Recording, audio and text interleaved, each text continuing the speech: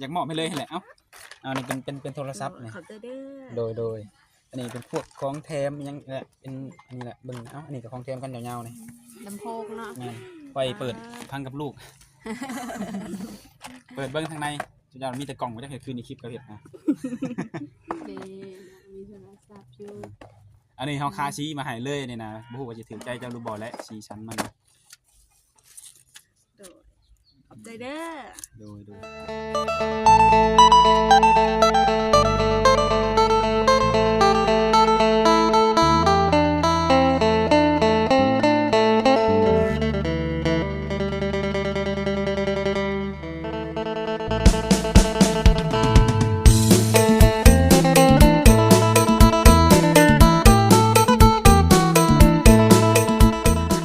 เนาะโดย โดย มาเป็นครั้งที่2เนาะมื้อนี้เนาะ แ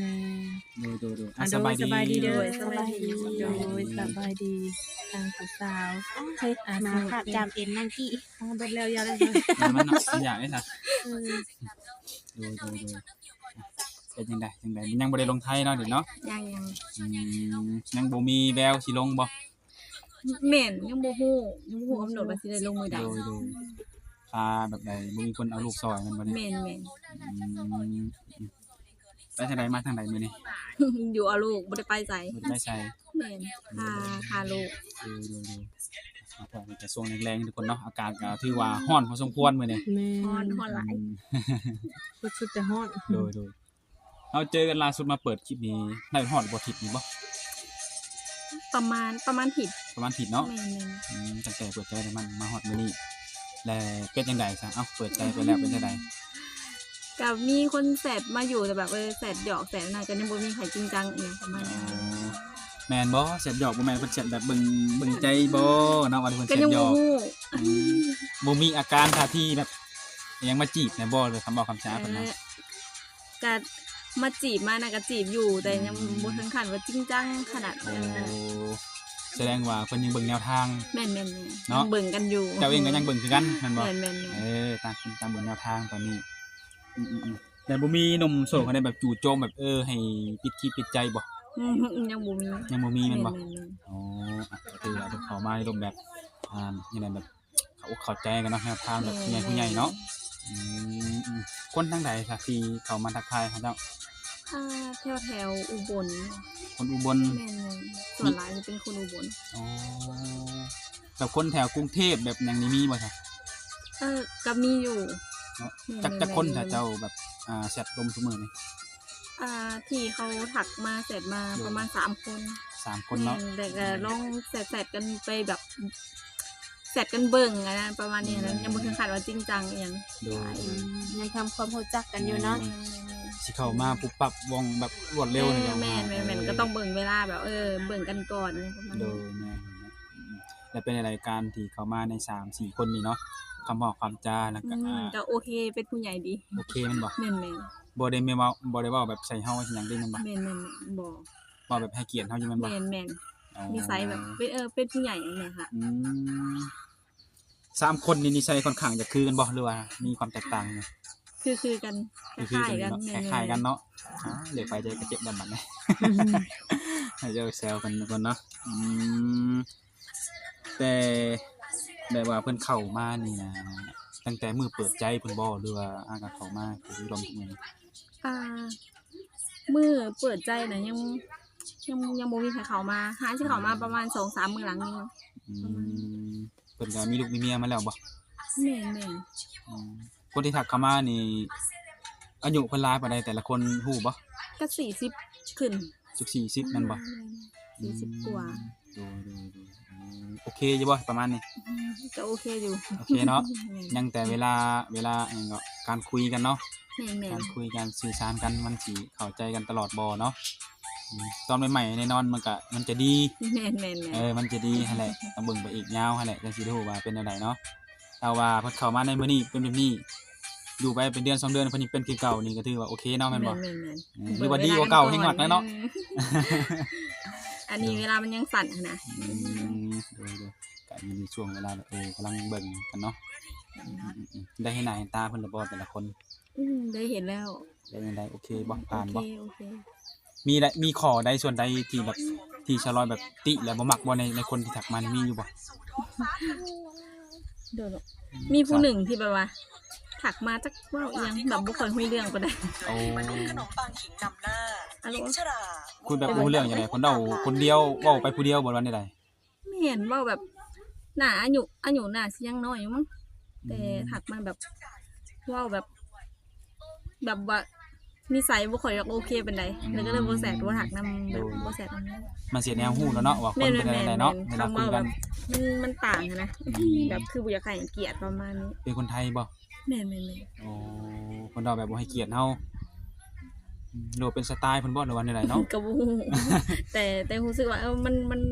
บ่เข้ากับเฮาแล้วก็เลยบ่ได้แสด ก็แล้วแต่เนาะสไตล์เพิ่นสิแนวใดก็แล้วแต่ฮู้แต่ว่ามันบ่เข้ากับเฮาบ่มักเนาะ แม่น เอาตัดออกเลยโดยก็ดีกันก็สิได้มันจังบ่ต้องแบบต้องเสียเวลาเนาะแบบคัดสิฟื้นแบบคุยไปนั้นเนาะโดยคุยว่ามาในมื้อนี้มีของมาฝากเนาะมื้อนี้มีของมาฝากจากฝั่งไทยเพิ่นพุ่นแหละเพิ่นก็ได้เห็นคลิปแล้วก็ไอ้ฮู้เนาะเพิ่นก็สอบถามทาง YouTube นี่แหละเรื่องเล็กน้อยๆก็แนะนำเพิ่นไปเพิ่นก็เลยมีน้ำใจในเรื่องการซื้อเครื่องซื้อของมาฝากเนาะเพิ่นก็ได้แต่ว่าการซื้อนี่เพิ่นบ่ได้ซื้อแบบให้โดนๆแบบความแบบหมักหักเด้อ โดย ซื้อให้แบบด้วยความเอ็นดูสงสารอยากให้มีหันนะคือจะเว้าซะก่อนนี่ก็โทรศัพท์อีหยังจะว่าสร้างแบบว่าเข้าบ่ได้นั่นเนาะ แม่นโทรศัพท์มันฮ้อนเวลามันฮ้อนแล้วมันฝากบ่เข้า เพิ่นก็เบิ่งแล้วเพิ่นก็พิจารณาดูเพิ่นก็ได้เพิ่นก็เลยซื้อหน่วยใหม่ให้มื้อนี้ให้ไปถามทีมงานหั่นเลยเนาะมื้อนี้ก็ได้ก็ได้ซื้อมาให้บ่ได้เลือกรุ่นแล้วว่า บ่ได้ บ่เลือกเนาะ เพิ่นก็บ่แม่นหยังดอกเพิ่นก็ซื้อตามแบบกำลังเพิ่นน่ะนะ แม่น กำลังเพิ่นสู้ได้ซะนี่เพิ่นมีซะนี่ซื้อให้ซะนี่เพิ่นก็อยากซอยหั่นแหละ ใจ เพิ่นก็ ใจหลาย โดยบ่หลายใหญ่ห่างเนาะบางทีก็อยากมอบให้เลยหั่นแหละเอ้านี่เป็นโทรศัพท์นี่ ขอบใจเด้อ โดยอันนี้เป็นพวกของแถมอิหยังแหละเป็นอันนี้แหละเบิ่งอันนี้ก็ของแถมกันยาวๆนี่ ลำโพงเนาะ แม่นไว้เปิดพังกับลูก เปิดเบิ่งทางในเจ้ามีแต่กล่องบ่ได้เฮ็ดคืนในคลิปก็เฮ็ดนะ เด้มีโทรศัพท์อยู่ อันนี้เฮาคาซีมาให้เลยนี่นะบ่ฮู้ว่าสิถึงใจเจ้าหรือบ่และสีชั้นมัน โดยขอบใจเด้อ โดย ขอบใจ ก็อยากให้ทางชาวลอยเนาะคือว่าขอบคุณเนาะทางผู้ใหญ่ใจดีที่เพิ่นซื้อให้นั่นแหละ ขอบใจหลายๆที่แบบว่าอีต้นสงสารฮะนะขอบใจแล้วก็ขอให้อยู่ดีมีแห้งสุขภาพแข็งแรงเนาะผู้ที่ให้ถึงที่น้องบ่ฮู้จักกะย่าแล้วขอบใจเนาะขอบใจหลายๆขอบใจ โดย โดย ยายทางอ้ายเพิ่นเนาะ โดย ที่เพิ่นมีใจบุญแล้วก็ดูสงสารอยากซอยเหลือเนาะแล้วก็ขอบใจที่เพิ่นเชื่อใจและไว้วางใจทีมงานเฮาเป็นสื่อเพิ่นในมื้อนี้ โดยแล้วก็ขอบใจทีมงานเนาะขอบใจหลายๆเนาะทั้งสาวเมยทั้งสาวละน้อยนะคะเจ็ดวัน จำบ่ได้เลย ลืมแล้ว ไปเด้บัดนี้เนาะ สื่อไผนี่จำบ่ได้จื้อบ่ได้เนาะโดยขอบใจทั้งบอดซีลาดจื่อได้อุ้ย จื้อบ่ได้ ขอบใจ ไปให้ ห เงิ ลาน ยๆ เนาะ เนาะ โดยก็ถือว่าฮอดมือเพิ่นเป็นที่เรียบร้อยเนาะ ใจ แต่บ่ฮู้ว่าสิถึกอกถึกใจเพิ่นหรือบ่ก็คือว่าเนาะเปลี่ยนใส่เคสเนาะโดยทุกคนก็ถือว่าเฮาก็มาในมื้อนี้ก็เป็นสะพานบุญให้ทางผู้ใหญ่ใจดีเพิ่นนั่นแหละก็ถือโอกาสมาอัปเดตหัวใจของเพิ่นเลยนั่นแหละเนาะแต่ว่าตั้งแต่เปิดใจมายอดมื้อนี้เพิ่นก็ยังบ่ทันแบบว่ามีคนมาครองใจเนาะมีแต่คนแบบเขามาสื่อสารทำความรู้จักหรือว่าแชทคุยกันธรรมดาเนาะยังเบิ่งกันอยู่เสร็จ ไปได้ คันว่าทาง FC ใหม่เพิ่นอยากทำความรู้จักก็ยังมีสิทธิ์อยู่บ่ ยังมีซีอยู่ แม่ยังเป็นไฟเขียวตัวนี้เนาะเพิ่นยังบ่ได้ปิดไฟเด้ถ้าเกิดว่ามีหนุ่มที่เจ้าคุยตัวนี้เนี่ยที่เจ้าเบิ่งใจตัวนี้3คนบ่หรือ4คนตัวนี้ที่คุย3คนบ่คนใดคนหนึ่งนี่แบบเพิ่นอยากแบบศึกษาคบหากับเจ้าแบบอยากลองให้ปิดคลิปปิดใจจังซี่นะจะสิว่าได้ไดถ้าจริงจังแบบอยากให้ปิดอีหยังบ่นี่จริงจังกันอีหยังบ่ก็พร้อมบ่ได้แม่นแล้วคนนั้นนี่ต้องเฮ็ดใดโดยวิธีใดจังจะ จะจังสิยอมไปคิดไปใจกับเพิ่น ก็ต้องแสดงตัวว่าเบิ่งเฮาได้บ่ดูแลเฮาได้บ่จริงใจส่ำใดอย่างประมาณนี้ อืมความจริงใจ แม่น การดูแลหรือว่าเว้าคำใดก็ต้องการกระทำตรงมานำ แม่น แม่นบ่ แม่น เว้าได้เฮ็ดได้เนาะ แม่น โอ้แม่นๆแบบนี้มันจังสิเฮ็ดให้เฮานี่เชื่อใจไว้วางใจแล้วก็เชื่อถือได้เนาะบางคนที่แบบอ้ายนี่เฮ็ดจังซี่ได้จังซี่แต่ว่าการกระทำมาบ่ให้เอาเฮ็ดเนาะ ๆ มันก็เป็นได้แค่คำเว้ามันแค่ลมปากเนาะโดยโอ้นี่คือวิธีเนาะที่จะปิดหรือว่ามัดใจทารอยได้ทุกคน คือความเป็นจริงเนาะเว้าได้เฮ็ดได้เพิ่นว่าอืม โดย เพิ่นบ่ได้สิมาเยี่ยมมายามบ่หรือว่ามีบ่คนที่ชวนไปหาแบบชวนไปเที่ยวบ้านเพิ่นมีบ่ซะ ก็มีอยู่มีแต่ เป็นไง แต่ก็บอกเพิ่นไปแล้วก็ต้องใช้เวลาเนาะ อืม แบบหาสิรู้จักกันสิไปแบบสิไปหาไปนำก็เป็นไปบ่ได้ก็เบิ่งกันก่อน อืม เบิ่งให้ฮู้นิสัยใจคอกันก่อนแบบ โดยก็คือความหมายบ่แม่นว่าไปบ่ได้ไปได้อยู่ ไปได้ โดยแต่อยากรู้จักกันดนกว่านี้ก่อน แม่น อยากให้มีแบบความลื่นเคยเนาะ แม่น ความลื่นเคยความชินในการโอลมเหนือเว้าจากันเนาะโดยก็ถือว่านี่ก็ต้องหนุ่มชนเขาก็ต้องให้เวลาเนาะหนึ่งมาเขาเป็นผู้หญิงเนาะ แม่น การที่จะไปเที่ยวฟังบ้านเพิ่นก็เราก็ต้องแบบคิดแล้วคิดอีกเบิ่งแล้วเบิ่งอีกเนาะ แม่น อืมและทุกๆคนที่เข้ามานี่ก็ล้วนแต่เคยมีแบบครอบครัวมาก่อนบ่แม่น แม่น อ๋อก็คือสิเข้าใจกันง่ายอยู่เนาะแบบสไตล์แบบอะไรคนหัวอกเดียวกัน แม่น โดยบ่มีแบบว่าแบบแบบสาวลอยเนาะเพิ่นเคยแบบมีครอบครัวมาก่อนนี่จ้ะถ้าอ้ายสิเข้าไปใช้ชีวิตร่วมนี่ค่าดองค่าสินสอดนี่สิเอาประมาณเท่าหลายบันไดเนาะสินะมีบ่ ยังบ่มี ยังบ่มี แม่นยังบ่มี ถ้าทีมงานเอาถามมานี่บอกจำนวนได้บ่ ก็บ่ฮู้บ่อันนี้ขึ้นกับพ่อแม่นะก็บ่ฮู้ว่าสิประมาณได้เท่าใด ยังบ่ได้ถามเพิ่นบ่ เป็นเรื่องแบบนี้มันก็บ่สำคัญหันนะ สำคัญอยู่ที่ใจบัดนี้ สำคัญอยู่ที่ใจว่า สำคัญอยู่ที่ใจ เว้ากันฮู้เรื่องยังแบบสมมุติว่าถูกใจกันอีหยังบ่นี้นะ อืม ค่าดองก็ ตื่นหาอยู่ เดี๋ยวนี้มันก็บ่ได้สำคัญปานใดดอก เงินทองของนอกกายแบบเขาว่าแบบนี้บ่ความสำคัญก็คือ สิว่าให้มาบอกจำนวนอย่างหนึงยังตอนนี้ยังบ่ฮู้ว่าสิบ่ฮู้ว่าสิ บ่แน่เนาะเจอคนที่พอใจเฮาถึกใจเฮามักเนาะว่ายเรื่องค่าดองนี่ก็บ้า บางทีบางคนอาจบ่เอาก็มีเด้บางคนนี่บางทีเราดูแลเฮาดีเนาะ แม่ ดูแลเฮาดีเอาไปห้องค่าดองเพิ่นเราสู่บ่ไหวเอ้าสิได้เสียผู้นี้ไปแล้วปานนี้โดยจะได้กันก็เบิ่งกันไปแหละเนาะถามเบิ่งแซวเบิ่งยันว่าบอกได้นะยันว่า FC เพิ่นยังฮู้ โดย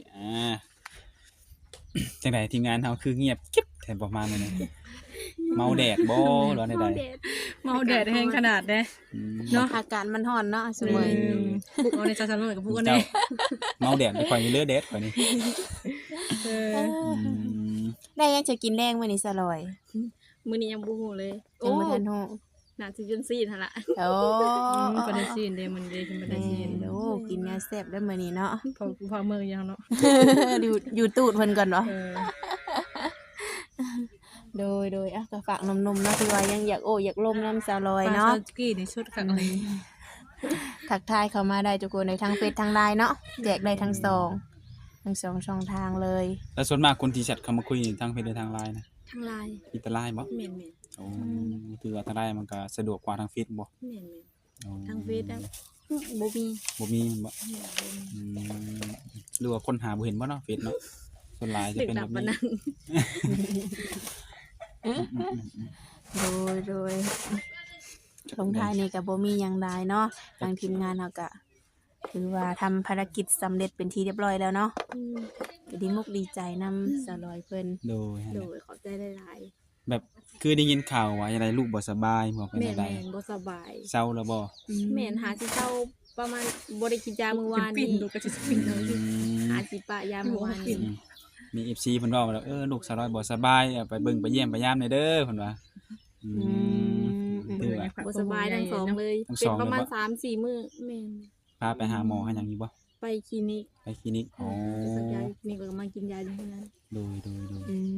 ม ได้ยังได้ค่าใช้จ่ายเบิดหลายปานใด คนละ3 แสนกว่า 300,000กว่า ไปสักยา อืม ตกอยู่1,000 บาทเนาะ แม่น เป็นบาทแล้วในแบบลูกเฮาบ่สบายจังซี่นะทาง FC เพิ่นก็ฮู้นํอยู่บ่ แม่นๆ อืม บอก แล้วเพิ่นก็ได้มีการช่วยเหลืออยู่บ่ แม่นเพิ่นก็โอนขายยามาให้อยู่ โดยยันว่าเขามาคุยว่าทางนี้เดือดร้อนเนาะ ลูกเต้าบ่สบายเฉยเมยก็ฮ้วยมันเป็นการจังไดแบบบ่อยากดูแลเฮาเลยเนาะแม่นบ่ เพิ่นแม่นๆเพิ่นโอนขายยามาให้อยู่ โดยเพิ่นก็มีนะ ทนเลย เพิ่นก็ใจดี เด็กน้อยเนาะ แม่น อืม อาการร้อนแล้วก็เป็นไข้ก็เป็นเบอร์2นี่แบบ โอ้ ผู้หนึ่งเป็นแล้วก็ติดผู้หนึ่งอยู่ร่วมกัน ดิดนํกันเนาะ อืม ไข่ต่อทำรักช่วงนี้อากาศก็ร้อนอีก โดย จังไดก็เป็นกำลังใจให้ โดย ถ้าคนที่เข้ามาแล้วก็อยากให้จะมีแต่ความจริงใจเนาะความมักแพงกันและกัน ถึงว่ามื้อนี้เราคุยกันอันหดทางหน้าจะอาจจะบ่ได้ผู้เป็นเมียก็เป็นเอื้อยเป็นน้ายเป็นน้อง ๆ เนาะ แม่น หักแพงกัน มันดีหมดคำว่าหักแพงกันเนาะ แม่น สิแบบแฟนบ่หรือว่าแบบอ้ายแบบน้องบ่ก็คือมันดีเลยคำว่าหักแพงกันได้เนี่ยจังได๋ก็สู้ๆต่อไปเป็นกำลังใจให้เนาะทางชาวเฮาแล้วก็ทางผู้บ่าวทางเพิ่นเฮาแหล้วเนาะก็คือว่าแหละวิธีมัดใจเพิ่นนี่เอาชนะใจเพิ่นก็เพิ่นก็บอกมาแล้วเนาะผู้ใดเฮ็ดได้ก็เฮ็ดมาเนาะเพิ่นก็สิได้แบบตัดสินใจปิดใจคบหานำได้ทุกคนเนาะโดยก็มื้อนี้ก็ถือว่ามีหยังหลายแล้วทุกคนน้องก็ตามนั่นแหละเนาะเป็นจังไดก็มีหยังแบบคำถามที่ยังค้างคาเรือก็ทักทายกันมาเพิ่นเป็นการส่วนตัวได้คุยกับเพิ่นได้เนาะ ๆ โดยสำหรับมื้อนี้ก็บ่มีหยังหลายที่งานก็จะได้ขอตัวกลับก่อนได้อบัดนี้ โดย โดยสบายดี ใจเด้อ